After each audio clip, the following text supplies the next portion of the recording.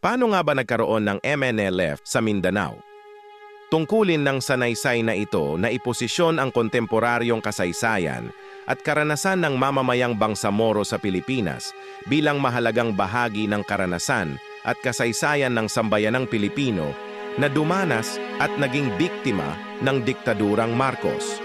Sapagkat hindi lamang karaniwang lumipas na presidente si Marcos, ang kanyang diktadura na kanyang binihisan ng Martial Law Declaration, Proclamation 1081, ay karumal-dumal na pag-atake lalo na sa mga kapatid nating Muslim o Bangsamoro na tinulak sa pader na lumaban at mag-armas bilang pagdepensa sa kanilang mga komunidad sa Mindanao.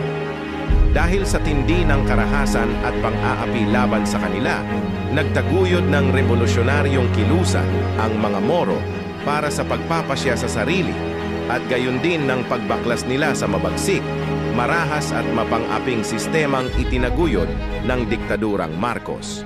Kung sa mga maraming sinulat ng kasaysayan ng Pilipinas ay binaliwala at inatsepwera ang Bangsamoro sa mga naisulat na kaganapan at kasaysayan sa ating kapuluan noong panahon ng diktadurang Marcos mula 1972-1986, lumikha ng malaking ambag ang mamamayang Bangsamoro sa pakikibaka laban sa diktadurang Marcos at sa paghina ng diktadurang Marcos.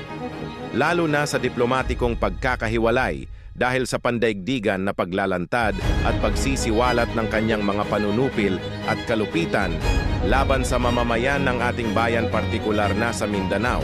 Layunin din ng artikulo na ituwid ang di pagkakasama ng Moro sa mga nailathala ukol sa kanilang malaking ambag laban sa mga naratibo kontra kolonyalismong Espanya, Amerikano at Hapon, kung saan nagbulag-bulagan ang mga dating manunulat ukol sa malaking papel ng Moro sa paglaban sa mga mananakop na dayuhan. Mababasa rito na kahit sa pakikibaka para sa demokrasya sa Pilipinas, malaki rin ang papel ng Moro sa pagdepensa ng mga komunidad sa Mindanao laban sa mapanupil na diktadurang Marcos. Bagaman magkaagapay, paralel, ito ay masasabing hiwalay na kilusan laban sa represyon at diktadura.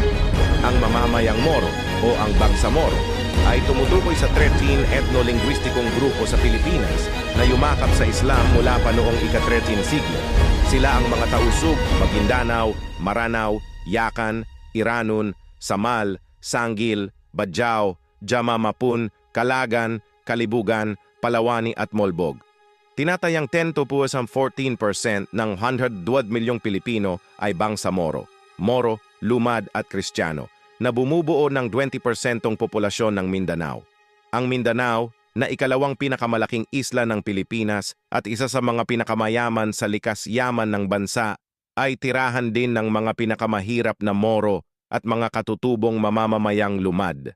Ang mamamayang Moro ay makikita sa gitnang Mindanao, Basilan, Sulu, Tawi-Tawi at Palawan.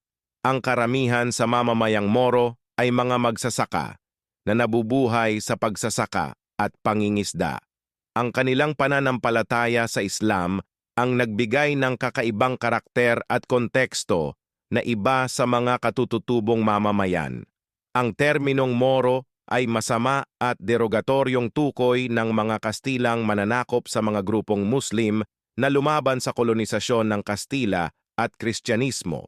Ito rin ay naging termino sa nagpapatuloy na pakikibaka laban sa kolonisasyon, diskriminasyong institusyonal at pang-aapi ng Estado.